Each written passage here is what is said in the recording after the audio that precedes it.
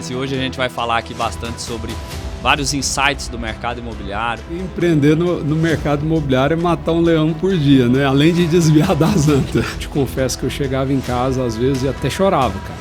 Eu sempre falo o seguinte, quando eu era estagiário, você vê que contei a história do terreno, eu agia como já fosse analista. Quando eu era analista, já agia como gerente. Quando eu era diretor, já agia como cabeça de dono, né? Sempre defendendo os interesses da empresa. É o que eu sempre falo, a gente primeiro precisa ser para depois a gente ter.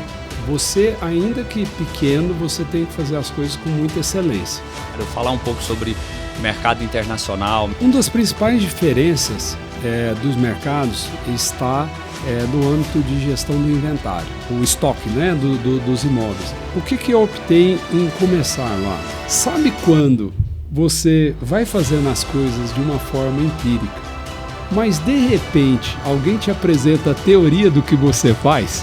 Ao mercado de lançamentos, inovação. Só que ali naquele momento eu estudava muito marketing digital, crescimento do marketing digital. Por outro lado, o próprio digital estava fazendo o mercado de investimentos revolucionar. Houve um crescimento muito grande, então eu acho que assim, de alguma forma eu acertei.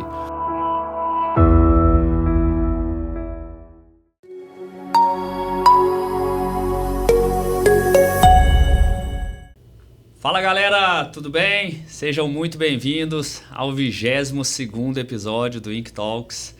E é com muito prazer que eu recebo aqui uma pessoa que, além de parceiro de negócios, cliente hoje, é um grande amigo, um dos meus mentores no segmento imobiliário. Então, seja muito bem-vindo, Rodrigo Meirelles. Valeu. O Rodrigo que, para quem é daqui do mercado de Goiânia, já conhece bem, né? O Rodrigão, famoso aí no segmento, um especialista no mercado de lançamentos, founder da Hypar, que é a sua empresa hoje. Ele vai poder explicar um pouco mais aqui para nós. Um cara que tem contato com o mercado internacional, tem experiência internacional, tem certificações internacionais, é engenheiro civil de formação e tem aí uma vasta experiência, um dos especialistas no mercado de lançamentos. Já atua há mais de 20 anos no segmento imobiliário, já fez mais de 70 lançamentos imobiliários. Então, sem dúvida nenhuma, a gente vai ter um bate-papo muito profundo aqui. Mais uma vez, seja muito bem-vindo, meu amigo Rodrigo Meirelles. Prazer enorme estar contigo, Manuel. Tenho acompanhado esse movimento aí, né? Não sabia que já estava no 22º, olha só. Passa rasgo. Né? Bacana demais. Várias pessoas que estiveram aí são pessoas que eu conheço. E são aí, trazem muita bagagem para o nosso mercado, né? Então espero estar contribuindo hoje também. Legal demais. E hoje a gente vai falar aqui bastante sobre vários insights do mercado imobiliário, falar um pouco sobre mercado internacional, mercado de lançamentos, inovação, que é um segmento que o Rodrigo gosta bastante. Mas para começar, como de praxe, queria começar ouvindo um pouco da sua história pessoal, profissional, enfim. Ah, bacana. Tem gente que gosta de escutar a minha história desde os tempos da natação, né? Porque torna ela mais interessante, pelo menos passa um pouco assim até um pouco da resiliência, né, que foi desenvolvida. Mas enfim, fui atleta de natação muitos anos, né? Fui seleção brasileira de natação, campeão brasileiro, sul-americano, nadei mundial juvenil pelo Brasil. E, enfim, nessa história aí, uma coisa que foi mais desenvolvida foi resiliência, porque para a parte profissional da vida é uma das coisas que a gente mais precisa, né? E eu acho que isso fez muita diferença. Inclusive, um dos pontos da diferença foi o momento que eu tive que deixar de fazer as coisas eu mesmo, para que eu pudesse entender o papel do líder, né? E isso foi essencial para mim, porque eu estou até pegando esse gancho, porque a natação é um esporte individual, né? E num determinado momento da minha carreira eu tive que perceber que eu era um pouco centralizador e etc. Eu acho que isso vinha um pouco até desse esporte. Então tinha benefícios e tinha coisas que a gente passar. Mas enfim, não fui para Sydney no ano 2000, já estava na faculdade de engenharia, resolvi deixar a faculdade naquele momento, a natação naquele momento.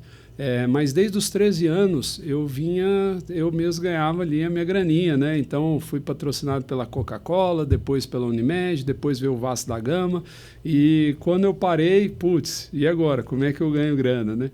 E aí comecei, meu primeiro CNPJ foi um CNPJ de uma empresa de eventos. Talvez você nem saiba disso. Não sabia. Mas ali na faculdade, então, para manter uma receita, eu fazia alguns eventos, né? Na época a gente fez alguns eventos grandes em Goiânia, algumas boates, algumas festas e tal. E depois eu comecei a ajudar meu pai ali na empresa de avaliações e perícias. Meu pai é engenheiro especializado nessa parte de avaliações, aprendi bastante coisa com ele nessa área. Foi dessa época de eventos que veio esse perfil todo comercial ou isso já vinha de antes também? Não, talvez. Eu acho que isso aí vai sendo desenvolvido, né? Uhum. Mas eu nem vou dizer que veio o perfil comercial, porque os meus sócios nessa época de evento, eles eram os promoters, eu era o cara do planejamento, da ideia e tal. Porque eu acho que esse é até um dos pontos mais fortes meu, essa parte assim, de visão de novos negócios, essa parte de inovação, né?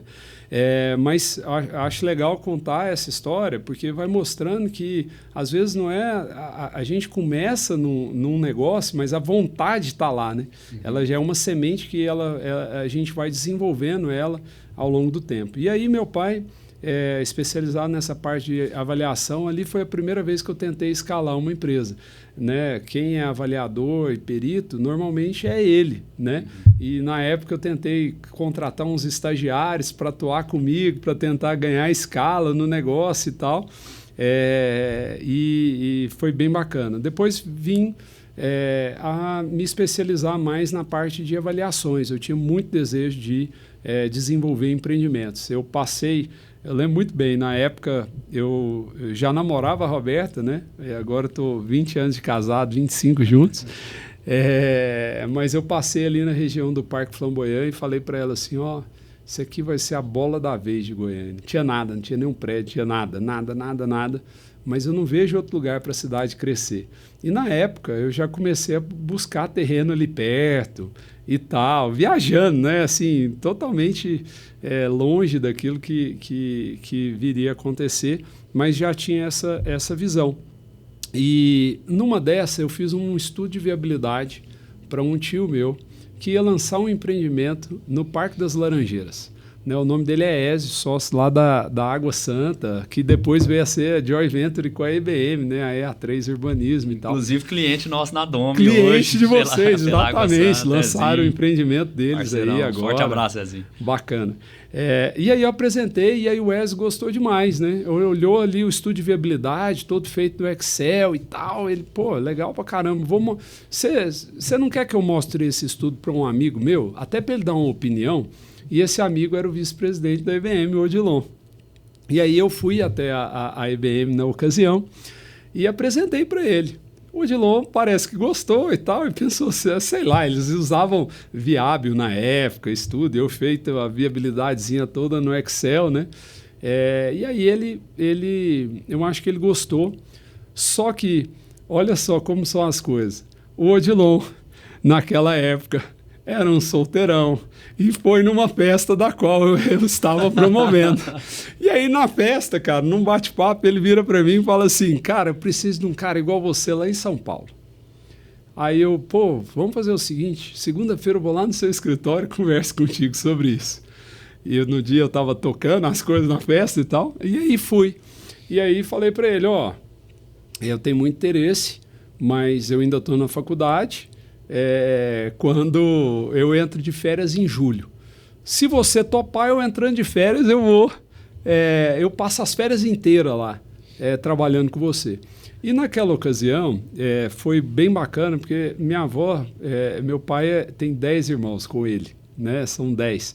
E minha avó, para formar os netos, acabou comprando um apartamento em São Paulo, acabou me ajudando, porque eu passei as férias ali, né? Trabalhando na IBM, estando nesse apartamento e tal. E foi bem bacana. O Odilon me acompanhou ali todos os dias, falamos muito sobre viabilidade, negócio. E aí, quando acabou as férias, eu falei para ele, e agora? não tem como eu estagiar? Ele, não, mas eu preciso de São Paulo. Eu, não, mas eu posso ficar metade do tempo em São Paulo, metade do tempo em Goiânia. E assim começou, foi quando eu ingressei, então, na EBM. Né? E aí sim eu aprendi a ser comercial. Porque foi a época que eu negociei com os professores para que eu assistisse só 50% das aulas, no último semestre de faculdade. E eles toparam, cara. Então eu vinha no final de semana, fazia os trabalhos, apresentava na segunda cedo, segunda sim, segunda não, ia embora para São Paulo, ficava a semana. E aí veio toda uma carreira, né? E essa carreira, ela iniciou de um fato muito interessante, que talvez você também não saiba. Mas naquela época eu fazia as viabilidades, então, para que o Odilon tomasse as decisões de negócio, né? Em São Paulo. Aí chegando, no final do ano, eu negociei, fui tomando frente das negociações de terreno e negociei um terreno na Joaquim Eugênio de Lima, no Jardins, terreno espetacular, várias opções, 6 meses, você sabe, gasta 6 meses para fechar aquilo lá, ainda estagiário. E aí o Odilon levou para o comitê, eles deliberaram ok, eu fui pegando documentação para diligência, animadão, né? Fui comprar meu primeiro terreno. Né? Em São Paulo ainda. Em São Paulo ainda, pô. Aí ele virou para mim e falou assim, putz, olha, a gente fez uma revisão do nosso plano e tal, nós vamos desistir disso. Cara, eu fui tão chateado para casa. Eu, pô, 6 meses de trabalho e agora, cara, esse negócio não vai para frente. Fui para casa chateadaço. No outro dia cedo eu fui lá na sala dele e falei, Odilon, cara, trabalhei 6 meses no negócio, não vou desistir disso não. A EBM é uma grande parceira da Elbor, me deixa apresentar para a Elbor o negócio, já está amarradinho e tudo, a gente tenta pegar a obra e tal e tal. Ele, uai, pode apresentar então. Aí, resumindo, apresentei o terreno para a Elbor, a Elbor comprou o terreno. Então, apesar de ser estagiário da EBM, eu acabei pedindo para que eu realizasse o negócio. Muito senso assim, de vontade mesmo, de fazer as coisas acontecerem. Então, esse foi meu primeiro terreno adquirido. Depois disso, eu já virei ali trainee, né, analista de novos negócios na EBM, e a carreira foi deslanchando. Quando foi... Voltei para Goiânia em 2006 para 2007. Em 2008 eu já era diretor da EBM, né? E foi quando eu fundei a Hypar. Né? Eu fundei a Hypar para ser uma pequena holding que investia nas SPS da EBM. Aconteceu que em 2012 a família me convidou para ser sócio deles, né, na holding da EBM. Eu e o Razuco fomos os primeiros sócios fora assim, de SPS, sócios na empresa, minoritários. E aí a gente acabou convertendo boas partes das participações nas SPS em ações da EBM. Né? Uma oportunidade única que o Elber e o Odilon me deram. Né? Eu entendo como um voto de confiança ali. Porque foi uma fase muito boa, aprendi muito com eles. Mas quando foi em 2018, aquele desejo de dar um próximo passo, né? E aí eu acabei fazendo um cash out e dando uma nova roupagem para a Hypar, né? Que foi transformar a empresa realmente nessa boutique de negócios imobiliários, né? Uma holding que hoje controla um conjunto de negócios de investimento imobiliário e serviços financeiros. Bacana.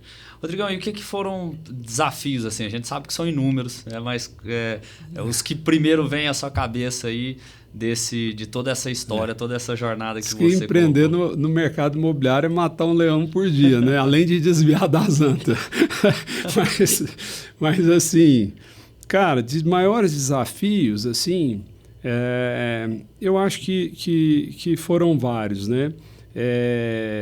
Do ponto de vista, quando a gente foi assumindo e crescer uma operação comercial, no mercado imobiliário, a gente sempre brinca que o mercado é feito de gente local, né? Até brinca, é um minhoca, gente da terra, né? E para mim, um dos grandes desafios foi uma época na EBM que a gente mantinha as operações no interior de São Paulo, São Paulo capital, Salvador, Brasília, Goiânia. Então, eu passei muito tempo da minha vida acordando em Goiânia, segunda-feira, terça-feira, ia para São Paulo, pegava o carro até Araraquara, né? Jundiaí, São Carlos, Araraquara, voltava à noite, ia para Salvador na quarta, ia para Brasília na quinta e voltava para Goiânia e rodava todos os estandes no final de semana e tal. Então foi uma época desafiadora, né? Nascimento da minha filha, da Manu, a mais velha, e aí depois veio o Estevão, né? E assim, foi uma época menino pequeno e rodando e viajando, então foi bastante desafiador. Ao mesmo tempo que a gente estava implementando, aprendendo, tentando profissionalizar, formar pessoas, e tendo que implementar operações fora de Goiânia, né? Crescer essas operações fora, bastante desafiador. Outro ponto que foi muito desafiador foi ali naquela crise entre 2013 e 2017, onde eu tive que dispensar muitas pessoas, né? E esse movimento de downsizing, assim, ele é bem doído, né? Então, eu te confesso que eu chegava em casa, às vezes, e até chorava, cara. Às vezes de ter, mas assim, cumpri. Naquele ano, teve um ano que eu cheguei a fazer umas 70 demissões, eu acho. Foi muita coisa, né? Foi muita coisa. Foi muito difícil. Eu sempre costumo falar que, assim, independente até da motivação, porque às vezes você até tem motivação, a não ser que seja, né, algo grave, justa causa, enfim, mas sim. Mesmo que seja uma motivação de desempenho, de baixo desempenho, mas para mim, como gestor, como líder, é importante fazer, é importante você aprender a fazer em cada uma das etapas, mas o desligamento, para mim, ainda é a etapa mais desafiadora. Assim. Agora, muitos líderes deixam de fazer, né? Ou às vezes vão protelando as coisas, mas ele não sabe o quanto ele está prejudicando, sim, claro. Ou a companhia, ou ele está prejudicando aquela pessoa que ele está mantendo lá. Né? Então, aquilo que tem que ser feito, tem que ser feito. Até quem me ensinou isso foi o Razuk, né? Na época que eu vivenciei parte desse momento lá na IBM, e o Razuk trouxe um insight que me ajudou muito com relação a isso, de sempre pensar justamente no profissional. Que se você não está vendo que aquele profissional está desempenhando um bom trabalho, você não está enxergando ele como alguém que vai galgar novas oportunidades dentro da empresa, você mantê-lo na empresa, além de ser injusto com a empresa, é injusto com o profissional. Porque se ali você não enxerga que ele está na função correta, desempenhando corretamente aquilo que você está exigindo, e você está privando ele da oportunidade de buscar um novo espaço no mercado, um lugar que ele se encaixe melhor, que ele desempenhe melhor o seu trabalho e entregue mais resultado, isso acaba sendo injusto também com o profissional. E essa visão foi o que me trouxe um pouco mais de ação. Não, no final do dia eu continuo me sentindo, né, ruim nesse tipo de momento, né? Como um momento desafiador, difícil, mas me trouxe ser mais direto e entender que, cara, se tem que fazer e ponto. Né? É isso aí. E Rodrigo, o que esse momento que você passou dentro da IBM, que foi uma longa jornada, né? Começou de estagiário, foi até diretor, sócio minoritário da empresa, te auxiliou em todo o desenvolvimento de carreira e tudo aquilo que você tem feito hoje dentro da Hypar? Cara, tudo, né? Eu sou extremamente grato, né, pelo tempo ali de empresa, todas as oportunidades, toda a confiança que me foi dada, todo o espaço, né, profissional que me foi dado. Eu, de verdade, sempre retribuí, eu sempre falo o seguinte, quando eu era estagiário, você vê que contei a história do terreno, eu agia como já fosse analista. Quando eu era analista, já agia como gerente. Quando eu era diretor, já agia como cabeça de dono, né? Sempre defendendo os interesses da empresa. Então, é o que eu sempre falo, a gente primeiro precisa ser para depois a gente ter. Né? Então, eu era para depois eu ter aquele determinado cargo, para depois alcançar. E os aprendizados ali foram enormes, porque é uma empresa que tem uma estrutura que te permite crescer, é uma empresa que te dá autonomia para agir, É uma empresa que formou inúmeros profissionais, né? Ela é uma grande formadora de profissionais. Quem está por trás extremamente ético, sabe, assim, objetivo, que cobra muito, né? Isso faz a gente sair vamos falar assim, de qualquer tipo de acomodação para buscar um novo patamar. Então, assim, a escola, em inúmeros tipos de produto, eu tive a oportunidade de lançar, sei lá, de alto a baixo padrão, de mixed use, a empreendimentos de interior, Então, essa diversidade toda me deu muita barriga no balcão. Né? Então, até tem uma frase que o seu Eli fala, de vez em quando eu repito ela, e eu aprendi lá, né? Andando com o seu Eli na época dos empreendimentos lá, com a Cirela e tal. Ele falava que só quem passou apertado sabe esconder o furo da meia no sapato. De vez em quando eu falo isso. Né? Então, ter vivenciado muito com a barriga no balcão, todo o processo de incorporação desses inúmeros empreendimentos, né? Fiz comercialização em mais de 60 empreendimentos ali na EBM, entre fases e lançamentos e tal, diferentes. Então, ter toda reunir tudo isso é algo que com certeza criou uma base muito sólida para aquilo que eu faço hoje. E até você colocando sobre essa questão da escola da empresa, e isso é tão relevante, tão notório no mercado, que é até um caso interessante. Eu também fiz muito negócio com a Elbor, no período que estava lá à frente da empresa em São Paulo. E teve uma vez que o Henry, que é o CEO da Elbor, filho do seu Henrique, ele falou comigo: Manuel, eu queria mandar meus 2 filhos para ir para Goiânia para estagiar com vocês lá na EBM. Aí eu falei: mas por que mandar os caras para Goiânia? Qual que é o sentido dele? Cara, eu vejo o pessoal saindo da empresa, todo mundo parece que sai pronto, assim, porque aí ele foi acompanhando todo esse movimento da IBM durante muitos anos, já tem muitos anos que as empresas são parceiras. Sim. E vendo vários profissionais, nessa época você já tinha saído, o Razuk e outros profissionais, e ele falou: não, o profissional sai da empresa e ele já sai com uma formação muito boa para enfrentar o mercado e tudo. Então, no final eles nem vieram, mas ele comentou isso, e você vê como que é a leitura que a empresa tem frente ao mercado, né? Que é muito bacana. É uma coisa que eu acho que assim, é muito perfil, né, dos 2 sócios ali, o Odilon e o Elbi, que eles imputam a responsabilidade, né? Então, eles não são do tipo, faça isso ou faça aquilo, né? Assim, é o que você vai fazer. Então, assim, e ao mesmo tempo sempre puxando na frente, né? Sendo exemplo. Então, eu acho que, sem dúvida, é uma empresa fora da curva. Vamos lá, Rodrigão, mudando aqui agora o tema, o que você... A gente tem, né, um público de novos entrantes no mercado, pessoas que estão em empresas ainda iniciando. Você que tem essa vasta experiência, tanto como executivo, tanto como empreendedor, o que você atribui que são os principais riscos para empresas que ainda são menores, que estão buscando crescer? Você participa muito nesse processo na frente de capitais, né? Geração de capitais para esses negócios, depois que quero abordar um pouco mais sobre isso, mas o que você enxerga que são os principais riscos, ou quem está entrando agora no segmento imobiliário, principalmente na incorporação?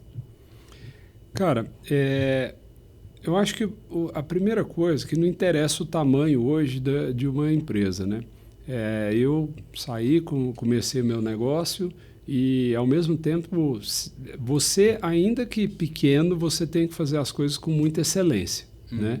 E é difícil fazer isso tudo, você tem que bater pênalti e catar no gol, né?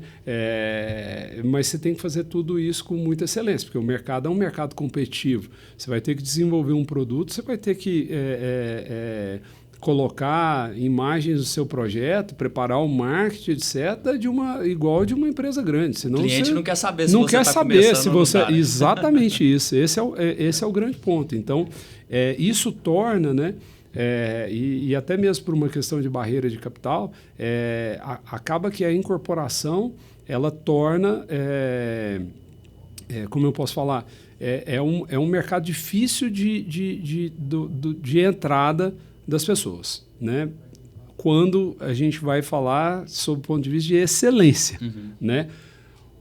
Por outro lado, ele é um mercado que, como todo mundo gosta do mercado imobiliário, ele é um mercado que você se alavanca de uma forma muito fácil, né? Porque você pode convencer alguém de fazer uma permuta do terreno, você pode convencer investidores de fazer investimento naquela incorporação, depois que já está lançada, você pode buscar financiamento, ainda que tendo um track record menor, mas se tiver um sucesso, você tem lastro, né, para poder fazer a coisa acontecer. E isso tudo, essas facilidades vão gerando inúmeros riscos, né? Principalmente o risco de fluxo de caixa de um empreendedor menor. Então, o conselho que eu dou assim, para quem estiver iniciando mesmo como incorporador faça, às vezes, os primeiros negócios com parceiros maiores, com caras que têm principalmente, não estou falando de incorporações, às vezes, de casas. O cara foi lá, incorporou uma casa e está vendendo ela dentro da faixa do Minha Casa Minha Vida, ou fazendo incorporações de casa em condomínio, que requer outro tipo. Eu estou falando de empreendimentos levados para o público em varejo, empreendimentos com um porte um pouco maior, né? Cara, se você começar fazendo com bons parceiros, né, seja do ponto de vista parceiros financeiros com grande experiência no cash flow desse negócio, sejam parceiros que dominam bem toda a parte de desenvolvimento desse produto, de diligência da aquisição desse terreno, atendimento desse cliente, bons parceiros, nesse primeiro momento, pode ser uma forma de você ganhar um aprendizado um pouco mais rápido, né? Além disso, quando você vai lidando com parceiros, você também começa a entender uma outra parte do negócio que muitos empreendedores deixam esquecidas, né? Que é discutir realmente os relatórios financeiros, relatório contábil, entender ali do POC e toda a construção, governança, porque esse balanço você precisa.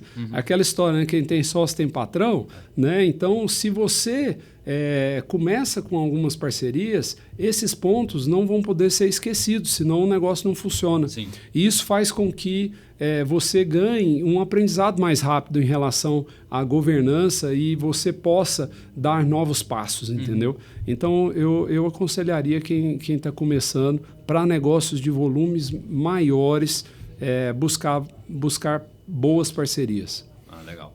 Agora, uma curiosidade até que eu tenho, você contou aí a sua história, enfim, como que tudo isso culminou na Hypar hoje. Você estava lá na EBM na época, exercia a função executiva, cuidando principalmente da frente comercial da empresa, mas já fez gestão, novos negócios, incorporação.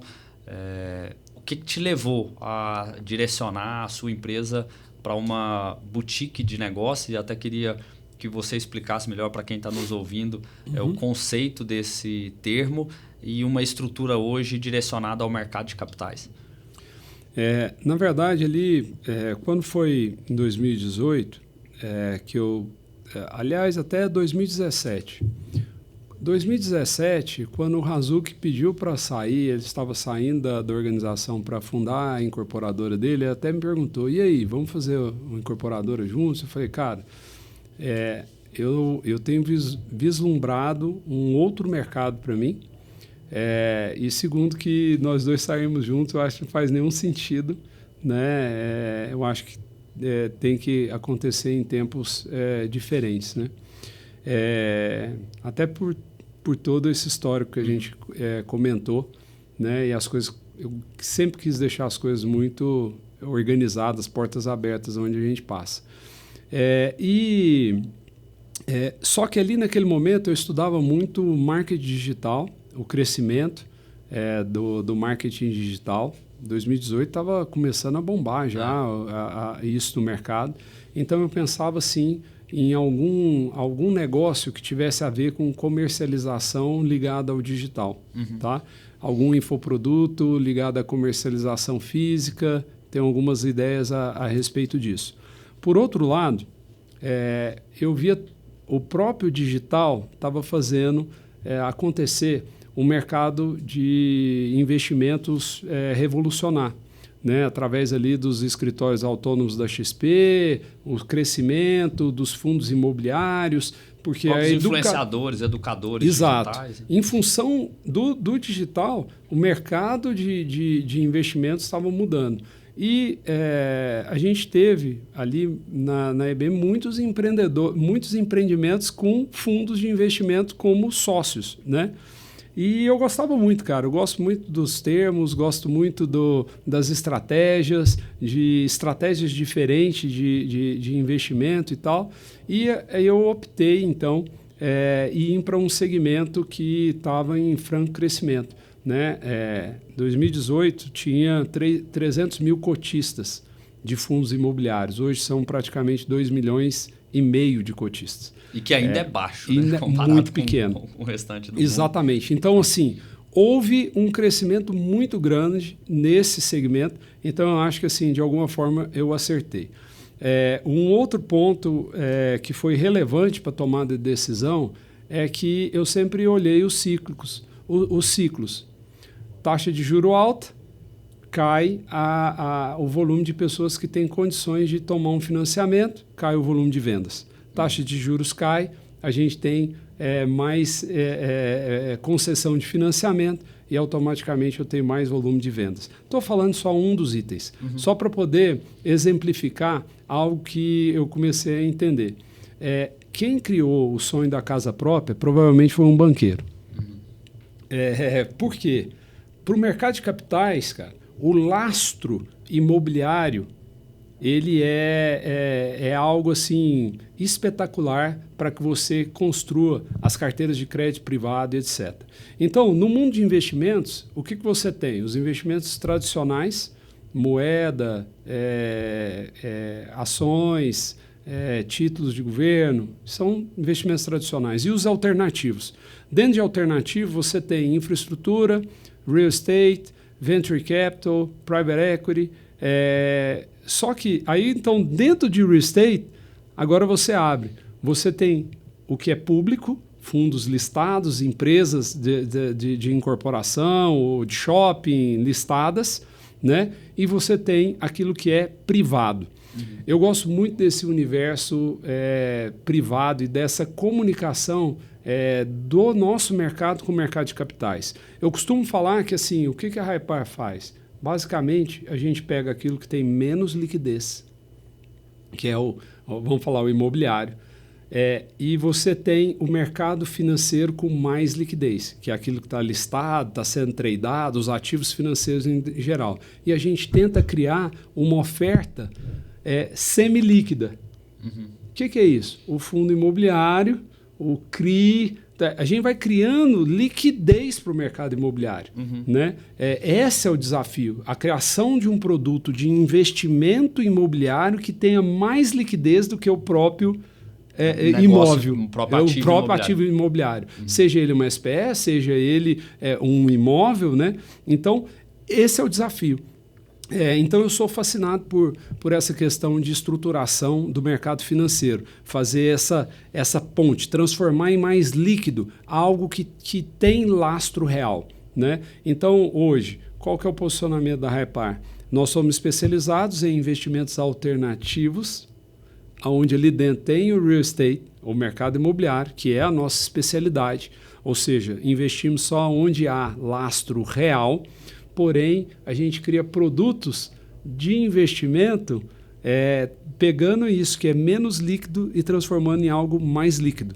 Né? Seja operações de crédito, seja operações de BTS, seja operações de participação em corporações, né? Então, em desenvolvimento, crédito e renda. Basicamente, na verdade, a gente tem 5 grandes estratégias de investimento. Assim, como que está a estrutura da empresa hoje? A estrutura da empresa hoje, nós temos 4 grandes unidades de negócio. Tá? E agora a gente está formando uma 5ª unidade de negócio que a gente vai anunciar em breve. Dentre as unidades estão a Asset Management, então são as gestoras, Hoje a gente tem 3 licenças de gestão, cada uma é especializada num segmento de mercado. E aí os produtos de uma gestora são os fundos de investimento. Né? E aí a gente tem fundo que é só de crédito, tem fundo de equity, tem fundo híbrido, tem fundo só de tijolo. Né? Então, é isso. Uma área de... Termino de explicar, depois eu queria abordar um outro assunto contigo, tá. mas eu vou anotar. A segunda unidade de negócio é a área de consultoria imobiliária, porque como gestora, a gente percebeu que há um gap na maioria das gestoras, e essa ponta de consultoria imobiliária nos auxilia em todo o processo de planejamento, controladoria, gestão patrimonial. Existe uma área de capital markets, basicamente uma área que a gente chama de DCM, Debt Capital Market, né? Que existem dentro de alguns bancos de investimento. É uma área de estruturação, fazendo uma ponte entre o empreendedor e o mercado de capitais. Então, a gente estrutura, por meio dessa área, esse tipo de operação. Né? E a área de Principal Investments, que é o capital proprietário da companhia sendo investido nos próprios veículos. Né? Às vezes a gente coloca o capital sempre à frente para que depois a gente transforme nos ativos financeiros e distribua isso no mercado de capitais. Então, essas 4 áreas, Asset, Consultoria Imobiliária, Capital Markets e Principal Investments, são as 4 áreas que hoje são as unidades de negócio da Hypar. Você comentou de uma quinta? A quinta unidade de negócio que a gente deve colocar no ar é um Wealth Management. Porque, de um lado, uma gestora ela tem como foco, ela coloca um produto na prateleira. Não importa, o produto voltado para um determinado investidor. Né? Eu não estou olhando qual que é o patrimônio do investidor, qual que é o portfólio ideal para aquele investidor, porque esse é um papel do consultor financeiro, do financial advisor do investidor. A gente cria um produto, por exemplo, um fundo listado que distribui dividendos mensalmente. Esse fundo é voltado para o investidor do varejo. Sim. Né? Mas tem investidor profissional que compra, qualificado? Tem, mas essencialmente ele foi um produto criado para o varejo. Né? Aí eu coloco esse produto no mercado e atraio o investidor de varejo para ele. Mas eu não olho para a carteira do investidor e vejo se ele está muito concentrado nesse fundo ou não, se ele está...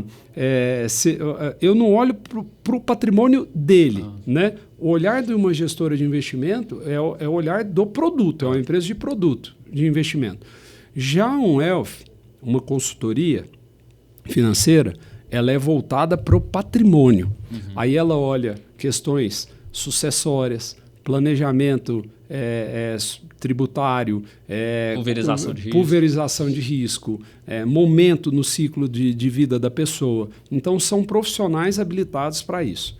Né? Então, a gente começou uma iniciativa através da entrada no capital de uma companhia que chama Iuno, e que hoje faz muito planejamento financeiro e consultoria, e aí a gente vai desenvolver uma série de serviços voltados para o investidor. Então, essa vai ser uma quinta unidade de negócio da Hypar.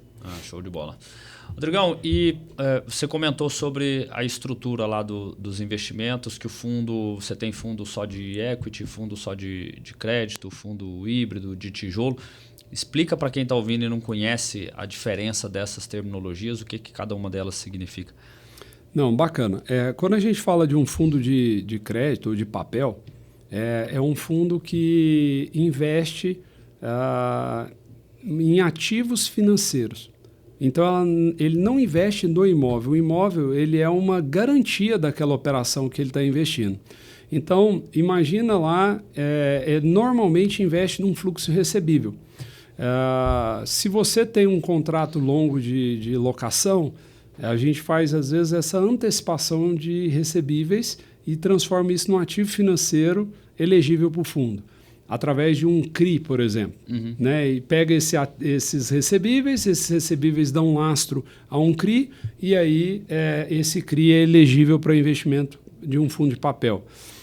Um financiamento de uma obra de incorporação, né? A obra vira lastro de um CRI, né? E isso pode ir através desse CRI, ou seja, certificado de recebível imobiliário, a gente investe nesse papel, né? Então, são ativos financeiros, normalmente lastreados em recebíveis ou em obra, e aí tem um patrimônio, a gente fica recebendo ali o serviço da dívida, né? Fica recebendo os recebíveis. Isso é um fundo de papel. Um fundo de tijolo, normalmente é um fundo voltado para renda de locação, né? Então, você tem o ativo mesmo, imóvel, o ativo é o imóvel, vai ser levado para locação e vai oferir rendimentos para o fundo por meio dessas locações, né? Os resultados do fundo vão ser provindos disso. Um fundo híbrido é porque ele tem tanto crédito quanto ativos de tijolo ou ativos de desenvolvimento. No caso, entrar de sócio nas SPS, por exemplo, de empreendimento. De equity, né? É o que a gente chama de equity, né? O mercado chama de private equity imobiliário, ou seja, equity, participação naquele negócio, private, privado, né? Então, você tem um negócio privado, não era público, não era uma oferta que estava na bolsa, todo mundo podia participar, né? Ele é provindo ali de um mercado privado, é uma negociação privada entre sócios, é aquela oportunidade de desenvolver aquele empreendimento, né? Entendi. E como que é a esteira de análise de vocês? Como que os projetos chegam até a Hypar? Como que é o processo de análise, tomada de decisão, vou entrar, não vou? Legal. Muito... a gente tem uma rede a gente chama de finders ou parceiros de negócio. Eles enviam os negócios para a empresa. Nessa diversidade de coisas, de crédito para renda, terrenos à venda, aparece de tudo, né? A gente tem um grande volume de ofertas, de oportunidades todas as semanas. A gente, todas as segundas-feiras, faz um pré-comitê de análise para dar um go, não go. Ver aquilo que faz sentido a gente aprofundar ou não aprofundar. Isso é legal, cara, porque eu sempre falo assim, quem levou aquela oferta merece uma resposta. Não tem interesse de olhar isso agora ou não. Então, a gente procura responder isso todas as segundas-feiras. Depois disso, aquilo que passa dessa fase aí no topo do funil, a gente vem para o campo de análise, levantando todas as informações, fazendo uma reunião ali com o empreendedor ou proprietários daquele determinado imóvel para ir aprofundando. Só que nesse momento é distribuído para times, que a gente chama de núcleos de gestão. Então, o núcleo que trabalha com crédito vai receber as oportunidades de crédito. O núcleo que trabalha com renda imobiliária vai receber as oportunidades e o núcleo que trabalha com desenvolvimento, seja de loteamentos ou incorporações, ele vai receber essas oportunidades e vai avançar na análise. Na análise e na negociação. Se isso avançar, é feito um comitê, é feito um business plan. Esse business plan é defendido num comitê. E aí, nessa hora, essas equipes de análise é o que a gente chama de sell side, é o lado que vende. E o comitê é a turma do lado que compra, é o buy side. Então, a turma que faz risco e compliance e a turma de gestão é o nosso buy side. E o sell side é a equipe, por exemplo, da consultoria imobiliária, que fez uma análise para um novo negócio de desenvolvimento, ou a equipe de capital markets, que fez a análise para um negócio de crédito. Então, eles vão tentar vender aquele ativo para o comitê. E aí, em função do voto do gestor, diretor de gestão, diretor de risk compliance, meu voto, os negócios vão para frente ou não. E aí, indo para frente, você vai mandatar, opcionar, né? Depende do negócio, diligenciar, avançar para diligência e estruturação para você fazer o closing, para que seja feito o closing ali daquela operação. Basicamente, esse é o fluxo do processo. No caso que é tempo hoje disso? Em média, o tempo para uma análise e uma proposta é alguma coisa da ordem de uns 30 dias, cara. Porque até que se recebe toda a documentação, aprofunda no processo, leva a comitê e apresenta uma proposta, é isso. Entre aprovei e fechamos uma proposta, uma opção, e vamos avançar para a parte de estruturação e diligência, essa diligência e estruturação vai em média aí 60, 90 dias para fazer o closing de uma operação. Então vamos falar que qualquer negócio imobiliário... 90 a 120 dias. Tranquilamente. E o que são as... Até porque a gente tem um público muito de incorporadores. O que são as principais dificuldades que vocês enxergam lá na hora de analisar um projeto? Geralmente, vem um projeto bom, mas falta isso, falta consistência nisso, consistência naquilo. Onde que a turma peca para as negativas, aqueles que não passam? Cara, informação. Esse é o primeiro ponto. Segundo ponto, time.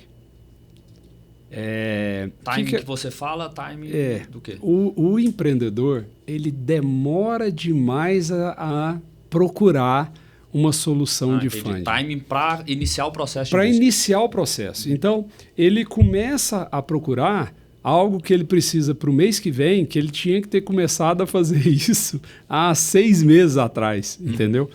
Isso atrapalha demais, porque aí a ansiedade dele e a fase que às vezes já se encontra o empreendimento, ele já colocou em risco o empreendimento, é isso que eu quero dizer. E aí, às vezes, a tomada de decisão, ela vai, às vezes, falar, putz, não vou mexer nesse negócio agora, porque já está muito avançado, o cara já pegou, já tá atrasando a obra, já isso, já aquilo, aí que ele está buscando a solução, entendeu? Então, eu costumo falar, às vezes o cara viu que não foi bem, tem que deixar alguns anéis logo na mesa para não ir os dedos, entendeu? E tem que acelerar esse processo. Porque, igual eu te falei no começo, qual que é um dos grandes desafios dos menores? Cash flow. Aliás, dos menores, dos maiores, o nosso negócio requer uma gestão de fluxo de caixa intensa, né? Então, as principais dificuldades é o time e a informação. Porque a informação vem do processo de governança. E aí o empreendedor não tem isso na mão. Ele não tem uma viabilidade bem feita, ele não tem... ele foi contratando coisas, mas não tem como demonstrar isso de uma forma que seja fácil do analista entender para você fazer a coisa acontecer rapidamente. Na medida que as empresas vão crescendo o seu grau de governança, esse processo vai ficando muito fluido. Né? Empresas que estão acostumadas... Faz uma, duas vezes... Isso, faz uma, duas vezes, tá aí voa. Né? É outra coisa. Entendi. E tem algum suporte para isso, ou dentro da própria Hypar, ou parceiros que costumam dar esse tipo de orientação, consultoria, sei lá como que funciona, para esse cara facilitar o processo? Dentro da própria Hypar, não. O que o time pode fazer é auxiliar no preenchimento ali de planilhas padrões. Para poder facilitar, a gente tenta traduzir todos os dados para um padrão. Para traduzir esses dados para o padrão, provavelmente a gente fala assim, o RP seu é o UAU, é o Mega, é o Cienge, vai no relatório tal, que você consegue essa informação que eu estou te pedindo. E tal. Então, a turma tenta fazer isso. Mas eu conheço algumas empresas de mercado que, às vezes, fazem planejamento financeiro. Né? E aí, no caso, essas empresas são consultorias, né? Essas consultorias de planejamento financeiro, às vezes elas vão conseguir auxiliar o empreendedor a poder dar um passo nesse sentido. Entendi. Bacana, cara. Agora a gente migrando aqui, né? Indo para um outro tema que eu quero abordar contigo. Te confesso que esse é um dos que eu estou mais curioso, porque é o que eu menos conheço. O que você que tem essa conexão com o mercado americano, frequentemente está lá também, olha negócio, nem sei se você já está com o negócio consolidado lá ou não, vai poder falar um pouco aqui, mas o que você enxerga que são as principais diferenças hoje entre os dois mercados? Uma das principais diferenças dos mercados, do ponto de vista da comercialização, ela está no âmbito de gestão do inventário. Né? O inventário lá é muito organizado e tem muito dado. né? O estoque, né? Dos imóveis. Então, qualquer site, as informações são muito fáceis de se obter. Né?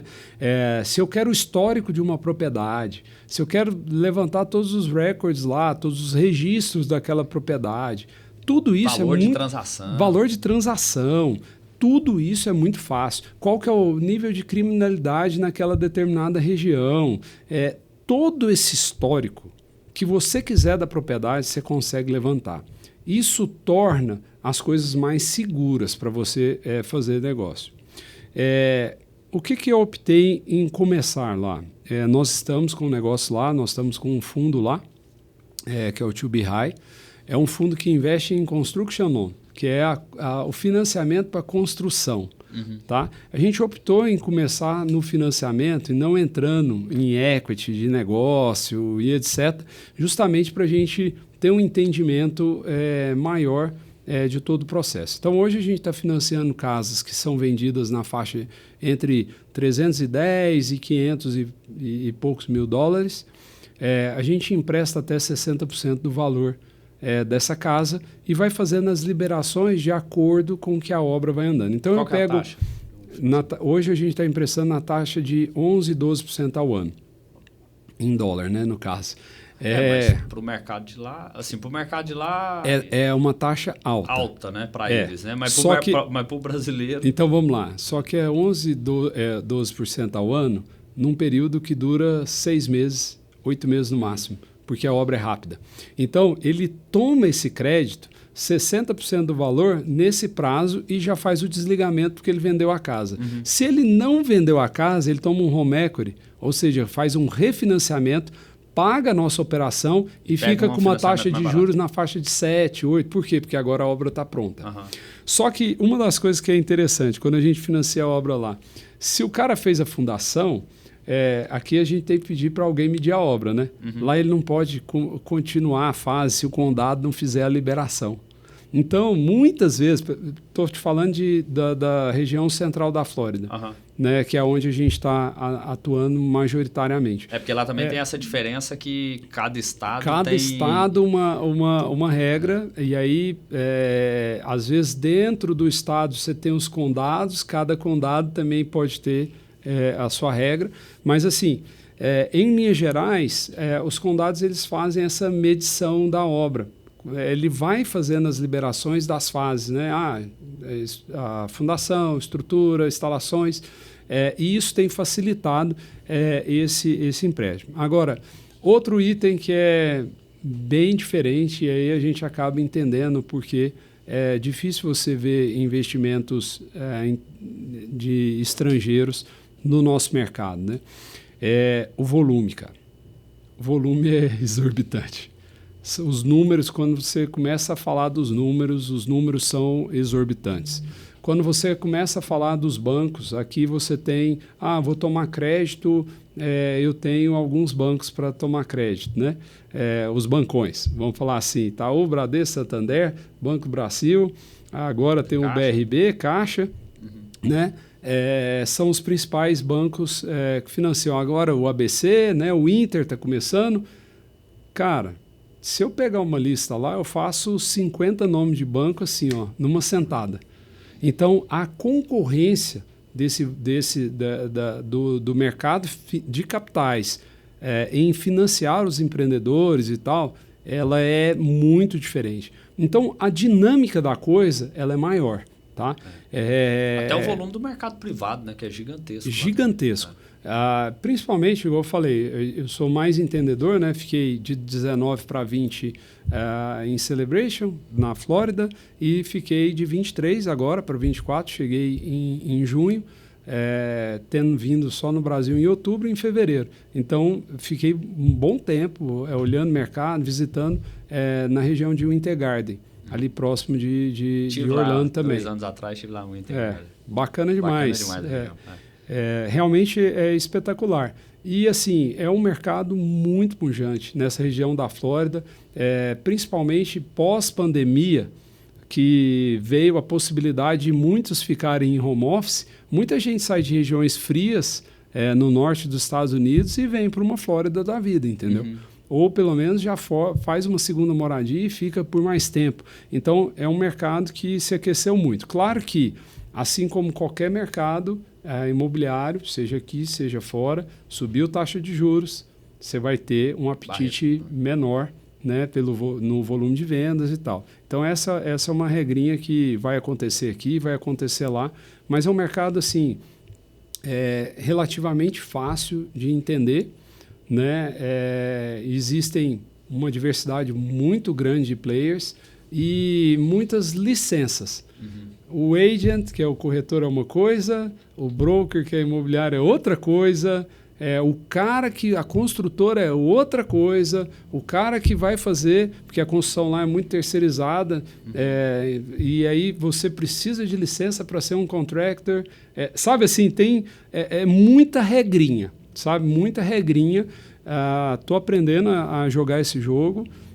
Esse ano a gente começou com esse fundo. Existe uma outra iniciativa que eu tenho analisado, muito interessante, que é comprar imóveis antigos, imóvel de 50 anos, mas em regiões mega centralizadas, como o Intergarden, o Interpark e tal, colocar a casa no chão e fazer uma nova casa. Então, não é o flipping de casa, não é a reforma, é literalmente colocar no chão e vender. A gente está analisando isso e analisando um mercado que envolve os impostos das propriedades. Lá tem uma dinâmica muito, muito interessante do seu ponto de vista de imposto das propriedades. Porque todo imposto atrasado, imagina lá, você deixou de pagar seu IPTU. A prefeitura ela continua tendo as despesas dela, né? Ela precisa continuar seguindo a vida. Então, ela transforma esse IPTU num título e comercializa esse título no mercado. Então, ela recebe e o dia que aquele proprietário paga esse imóvel, você tem a sua remuneração da multa e juros que ela deixou de receber, porque ela não recebeu, ela já coloca no mercado. Entendi. Ela já antecipa aquilo lá e vende aquele crédito. E eu achei isso super interessante. E se o cara não paga, você fica com a propriedade. É isso que eu ia falar, porque aí tem a garantia do próprio imóvel. É o próprio imóvel. Interessante, cara. Chama tax lien. Tem o mercado tax lien, tax deed. O tax deed já é a hipoteca, já ir no leilão o imóvel em função disso. E o lien é uma dívida que pode ser de várias formas, tá? Porque a prefeitura, não é só, eu dei o exemplo do IPTU, mas o cara não pagou o Homeowner Associate lá, ROA. Não pagou ele pode sofrer uma sanção. A prefeitura aplicou uma multa porque ele não cortou a grama do cara. Aquela pequena despesinha lá, se ele não pagou a multa, a prefeitura pode, o condado lá no caso, pode transformar num título. Interessante. E vende esse título no mercado. Eles são muito criativos. Porra, pra caramba. E o que você pega aí de principais insights que você tem de conhecimento do mercado de lá, que você entende que são aplicáveis aqui no mercado brasileiro? Eu tive essa oportunidade de fazer um curso de curta duração em Oxford, que foi o The Future of Real Estate. Foi muito interessante o curso. E eu vou responder, estou puxando isso só para te contar o seguinte. Sabe quando você vai fazendo as coisas de uma forma empírica, mas de repente alguém te apresenta a teoria do que você faz? Você já vivenciou isso? Já. É muito interessante, né? Porque às vezes você vai fazendo assim, por que você faz isso? Cara, fui aprendendo, achei que era assim, fui organizando desse jeito. Aí alguém te conta uma teoria bem extensa da coisa. Essa é a minha experiência com o mercado de fora. Foi fruto até ali desse curso. Eu ganhei um entendimento sobre como que os grandes investidores, e aí eu estou falando dos mega fundos de pensão, sei lá, canadense, japonês, americano, como que eles olham para o mercado imobiliário? O que eles enxergam nele? Por que eu colocaria ativos imobiliários no meu portfólio de investimento? Como que eu componho esse portfólio? Quais as estratégias de investimento que estão por trás desse portfólio? né? Aí você começa a entender, falar assim, pô, eu comprei um imóvel para segurar ele e vender ele lá na frente. Eles vão dar um nome para isso. Buy and hold. Eu comprei esse imóvel que eu vou reformar e vou vender. Eles vão dar um nome para isso, chama value add, adição de valor. Então, o legal foi a percepção que eu ganhei com relação a isso, sabe assim? Sabe aquele negócio? Eu compro, eu faço assim, eu alavanco de tal forma. Eles vão dar um nome para isso. Conseguir segmentar dentro de teorias as diferentes. Estratégias, exato. E ao segmentar as estratégias, a partir disso, eu criei 5 principais estratégias, que é o que a gente busca, numa relação entre maior volume de dividendos versus ganho de capital. Que às vezes você, por exemplo, crédito privado, eu tenho muito dividendo, mas não tenho ganho de capital nenhum. Se o cara pagou a dívida, eu só tive o juro. Sim. Né? Já em corporação e tal, eu busco um ganho de capital. Né? Só que aumenta a relação de risco-retorno. Então, quando você coloca essas estratégias, né, numa matriz de risco-retorno, dividendos e ganho de capital, e coloca nome para as estratégias, você olha às vezes para uma oportunidade e fala, cara, aqui dá para aplicar uma estratégia de tal, entendeu? Isso é muito interessante no mercado. Então, discutir com alguns, e eu tive essa oportunidade, porque tem algumas gestoras que a gente conheceu, né? Eles já nos apresentam oportunidades de negócio para a gente entrar, tipo entrar na SPE aqui, né, de sócio, que são oportunidades de private equity imobiliário lá, e aí você começa a discutir a viabilidade, como alavanca, qual a estratégia. Então, em função disso e em função dessa teoria que eu acabei pegando nesse curso, isso me deu uma visão diferente, sabe? Eu acho que contribuiu muito nesses últimos anos essa visão. Facilita muito até a questão do ganho de escala, né? Porque você está com o time lá alinhado, você consegue teorizar cada uma dessas estratégias para o próprio time, na hora de fazer uma análise de um projeto, de uma oportunidade, para levar isso à frente, fica até mais fácil entender como que isso se encaixa dentro de cada uma das estratégias da empresa. Na teoria, sim. Na prática? Porque a gente sabe que a prática, às vezes, ela é muito diferente das teorias. Mas, assim, brincadeiras à parte, a verdade é exatamente isso, sabe? Você consegue começar a reunir seu time para estratégias específicas. Então, o time vai ficando especializado naquele determinado tipo de estratégia. E aí, obviamente, vem os desvios na hora de operar. Até porque esse é um outro ponto, né, cara? Às vezes aqui... você pega um empreendimento, você está com uma licença, você executa aquilo que estava, e aí, de repente, vem uma mudança de regra no meio do caminho, tá? Então, a brincadeira, a parte, mas assim, há muitas inseguranças. Muitas inseguranças no nosso negócio. Legal. E para quem tem o interesse de atuar lá, Rodrigão, o que você enxerga aí que são os passos até entender do mercado, chegar e entrar no mercado americano? Cara... Passa um tempo lá.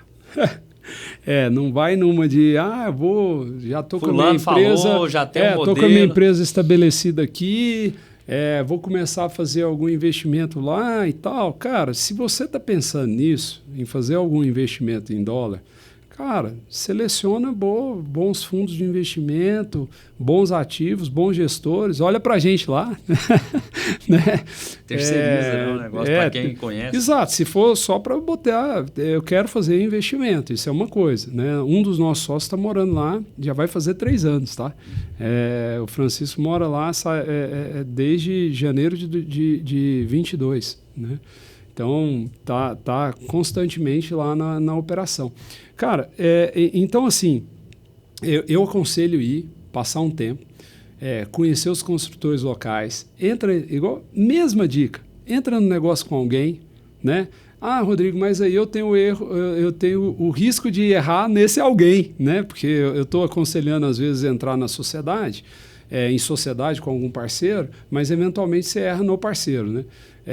Pode acontecer também. Mas, em linhas gerais, eu acho que fazer um negócio com alguém, entender, as coisas por aí, o melhor caminho, cara. Passar um tempo dedicado a isso, parceria, para poder depois ir dando os próximos passos. Show de bola. Rodrigão, uma última pergunta antes da gente partir para a parte final, né, que é o nosso sprint imobiliário que a gente tem aqui no episódio. E é uma pergunta que eu quero conectar com uma parte que você falou lá no início, contando a sua história ainda estagiário lá na EBM, onde teve aquela negociação do terreno, que a empresa não ia dar seguimento e você foi buscar a oportunidade de fazer a operação com a Elbor. Que isso, para quem te conhece, sabe que é um perfil seu. E eu queria que você desse essa dica para quem está nos ouvindo, assim, como as pessoas abraçarem oportunidades e cavarem oportunidades onde a grande maioria enxerga como desafio. Porque eu tenho certeza que muitas pessoas passando por essa circunstância, principalmente ainda como estagiário, sem uma grande maturidade, ia ficar só na frustração, que foi o primeiro trecho que você comentou, né? Fui para casa triste e tal, não sei o quê, chateado, e não ia reverter isso em uma posição de, não, mas deixa eu buscar um novo caminho. Como ter esse espírito?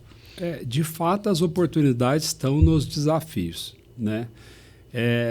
Manuel, o que eu posso falar, cara?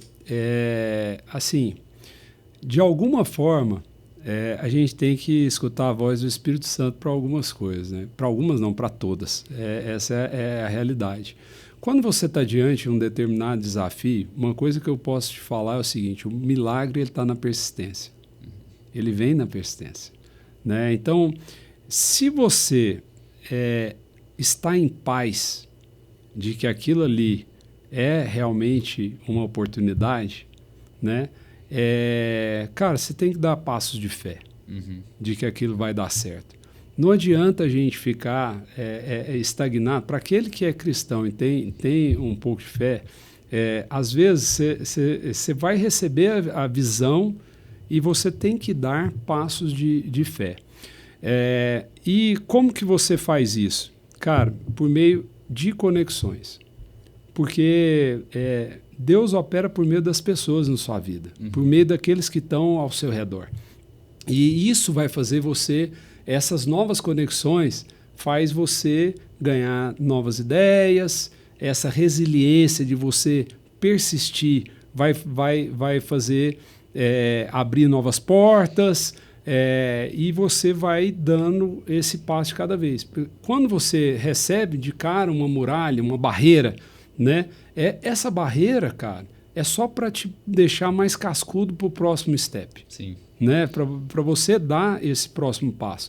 Então, o que eu acho que as pessoas, às vezes, elas se deparam com a primeira barreira, com a primeira dificuldade e recuam. Aí passa um pouco, vai de novo e a mesma dificuldade e recuam. Então, elas ficam vários anos tentando aquele ano novamente. Aquele primeiro ano novamente. Né? Eu conheço um monte de empresa que tem 10 anos. Tem 10 anos que ela começa de novo. Todos os anos. Ela não amadureceu o suficiente. E a gente, cara, como empreendedor, nós temos que ser casca grossa. E a partir do momento que você começa a entender que aquilo lá é uma dádiva, que Deus colocou ali talentos para você tocar. Se você crê nisso, e você tem que crer também e fazer as coisas com excelência, com fé e crer. Cara, não é com a força dos nossos braços. Tem muita coisa que eu já me deparei e falei assim, agora é impossível. Pronto, é a hora que o milagre chega. E se eu olhar para a minha história, e igual eu contei aqui, fica parecendo que é uma história assim. Só que se eu retirar os milagres dessa história, não é minha história. Então, isso é um testemunho que eu quero dar para vocês. Então, eu quero deixar aqui. Não existe a força do Rodrigo ou aquilo que ele veio construindo sem os milagres que Deus proveu na minha vida. Então, assim, a ele toda a honra, toda a glória. Amém, amém. Isso é até bacana que um dos objetos está aqui, ó. Todo episódio. É isso aí. Tem aqui, sou cristão também, acredito muito. E eu tenho um negócio engraçado, cara, que quando eu vou conversar com Deus, eu falo assim, quando eu preciso de alguma coisa, né? E eu sou muito de jogar na mão dele e deixar, né, assim, eu não sou muito de pedir demais, não, assim, eu geralmente coloco a situação e falo, Senhor, me dá a luz aqui, me direciona. Só que geralmente eu falo assim, ó, me dá uma mensagem clara, porque eu sou meio burro para poder ouvir, não sou muito sensitivo de ouvir certas coisas, tudo. Eu falo, então, deixa as coisas mais claras para mim, facilita meu caminho, meu entendimento. Então, Deus acaba muitas vezes me falando muito através de outras pessoas, né? Assim, em situações óbvias, assim, que a leitura é muito clara, né? E esses dias até aconteceu comigo um episódio engraçado, assim, eu tava num dia meio para baixo, assim, e eu tinha um episódio para gravar no final do dia, tava lá escrevendo o roteiro, e meio desanimado e tudo, isso era na hora do almoço, deu 3 horas da tarde, o João Milhomens, que você conhece, amigo meu, me mandou uma mensagem com um episódio do Marcelo Borges, falou, cara, acabei de escutar o episódio, porra, animal, pô, que conteúdo e tudo. Eu falei, legal. Opa, peraí, deixa eu me preparar para a noite e recuperar minha energia aqui, porque tem alguma coisa que precisa de mim nessa missão, né? Então, e eu acredito muito nisso, assim, né? De entender que se a gente se abrir e se conectar muito com Deus, ele fala. Ele está no movimento. Ele está no movimento, né? No começo o Espírito de Deus pairava sobre as águas. Ele estava no movimento. Deus é no movimento. Então, assim, a gente às vezes tenta fazer as coisas. Eu mesmo sempre tentei fazer as coisas muito na força do meu braço. E às vezes você não descansa. Hoje eu procuro fazer as coisas de uma forma muito diferente, né? Eu fui ganhando uma certa maturidade. E é incrível como, às vezes, vem determinadas dificuldades, você coloca isso em oração, você faz aquilo que você tem que fazer, aquilo que é possível, mas deixa ele prover, até para que você dê testemunho dessa porta que se abriu, do milagre que foi feito. Então, assim, se um dia você quiser fazer um podcast só de milagres, rapaz, pode preparar boas horas aí. Que tem história. Tem muita história. Nós vamos fazer, cara, nós vamos fazer. Vamos marcar, porque eu não tenho dúvida de que uma das jornadas no empreendedorismo é retribuir e dar voz àquilo que Deus nos traz. Eu acredito muito que nós somos mordomos das nossas empresas. E, na verdade, Deus nos permite criar uma plataforma, de forma que a gente possa, por meio dessa plataforma, testemunhar. Testemunhar realmente, vamos falar assim, a nossa dependência. Sim. Né? E o cuidado de Deus todos os dias na nossa vida. Show, amém. E vamos marcar depois. Vamos lá. Rodrigão, para a gente finalizar, como eu te falei, a gente tem aqui a parte do nosso episódio aqui do nosso programa que chama Sprint Imobiliário. Perguntas e respostas, jogo rápido. Mercado imobiliário precisa de? Bons profissionais. O que você mudaria no setor se você tivesse um superpoder? Caramba, mudaria no setor? No Brasil, eu criaria uma central ali para os imóveis, do seu ponto de vista de garantia, que seria a gente centralizar as garantias imobiliárias, igual o Banco Central já fala nisso, mas ele fala num outro formato, porque eu acho que isso aceleraria muito o processo de portabilidade de crédito, de operações, e isso acabaria fomentando muito o nosso setor. O mesmo para a parte de estoque, porque o modelo de negócios dos portais brasileiros é um modelo de advertising, né? E você hoje tem sites muito poluídos, né, com muita dificuldade. Você tem muita dificuldade de achar um imóvel e pouca informação. Informações replicadas, então, essa centralização erradas, de imóveis, seja para garantia, a centralização dos dados, eu acho que dá muita celeridade no setor. Show de bola, sem dúvida seria um grande diferencial. E o que você diria para o Rodrigo de 20 anos atrás? Pode continuar acreditando que você chega lá e vai fazer diferença na vida de muitas pessoas. Show de bola, cara, porrada. E, Rodrigão, dica de livro. Sei que você é um cara que gosta de leitura, já me presenteou com livro. Quando você saiu lá da EVM, lembro bem, mas traz um aí que você acha que é bacana. Bom, para empreendedores, para investidores, pode ser mais de um? Não? Pode, claro. À vontade. Para investidores, tem um livro que chama O Mais Importante para o Investidor, do Howard Mark. É um livro básico para quem quer fazer investimentos. Ele trata o investimento de uma forma... Mostra muito essa questão dos ciclos, né, e do nosso comportamento. Falando em comportamento rápido e devagar, duas formas de pensar é inevitável. E eu acho que Empresas Feitas para Vencer, do Jim Collins, é bacana. Avalie o que realmente importa, é um dos últimos que eu peguei aí, eu achei um livro sensacional. Acho que são esses. Mas tem muito, hein? Tem muito. Já vai contribuir bastante. Você sabe que eu criei uma biblioteca lá na Hypar, né? Peguei os livros todos que eu tinha em casa e etc. Que eu lembro quando você estava começando lá, que você tinha colocado algum. Coloquei bastante coisa lá, porque eu acho que realmente a leitura ela é um divisor. Liberta, com certeza. E mensagem final para quem está aí nos ouvindo?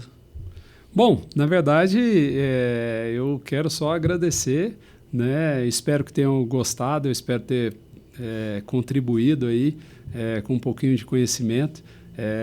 Para aqueles que quiserem também conhecer mais, eu quero deixar a liberdade de nos procurar lá na Hypar. Acho que é um prazer estar aqui. Eu quero parabenizar você por essa iniciativa. Obrigado. Né? Igual você testemunhou aí, né? A contribuição na vida, ao fato do João ter compartilhado que gostou do episódio, ele contribuiu na sua vida, mas é porque você contribuiu na dele, né? E eu acredito muito nisso. Né? Então, acho que a gente sempre está aberto, né? Eu sempre estou aberto para poder passar informação da melhor forma possível. Eu quero só dizer assim para os empreendedores, né? É um caminho árduo, mas que vale muito a pena. Né? É um caminho que a gente... nós que trabalhamos no mercado imobiliário, a gente trabalha com o sonho de muitas pessoas, talvez com a maior aquisição que essa pessoa vai ter na vida. Então, é um mercado espetacular. Né? É um mercado que eu sou super grato a Deus por ter me colocado profissionalmente nesse lugar, né? E com as pessoas que ele foi me conectando ao longo dessa carreira. Então, acreditem nisso, que eu acho que é um mercado fabuloso aí. Tem muito que progredir, muito que alcançar por meio desse mercado. Você comentou de contato, redes sociais da Hypar, sua. Tem a rede social da Hypar, né? @hypar.sa. No Instagram, tem o meu Instagram pessoal, quem quiser aperta lá para seguir, Rodrigo P. Meirelles, arroba Rodrigo P. Meirelles no Instagram também. Show de bola, Rodrigão. É isso aí. Meu amigo, obrigado. Valeu. Cara, obrigado pelo papo. Excelente, sem dúvida nenhuma. Você falou sobre contribuição, assim, eu sempre falo que esses momentos para mim eu aproveito como um momento de aprendizado meu também, além de levar isso para nossa audiência, porque sem dúvida são oportunidades. Na hora que você estava aqui contando a história, em alguns momentos você falou, isso aqui muito provavelmente você não sabe, isso aqui muito provavelmente você não sabe. E eu falo muito disso, assim, porque a gente convive há mais de 10 anos, só que aqui eu tenho a oportunidade de extrair mais do que em várias outras oportunidades que eu tive de convívio com as pessoas que vêm aqui, porque acaba sendo um papo muito profundo, né? Que a gente vai ali entrevistando e direcionando as perguntas. Então, sem dúvida nenhuma, foi um excelente bate-papo. Espero também aí que os ouvintes, quem está aí nos acompanhando, tenha gostado. Mais uma vez, muito obrigado aí pela participação. Valeu, eu que agradeço. Valeu, galera. Então é isso, mais um ótimo episódio aqui do Ink Talks. Espero que vocês tenham gostado. Para você que gostou, curta aí, comente, compartilhe com as pessoas que você entende que sejam importantes de acessar esse conteúdo, se inscrevam aí também nos nossos canais.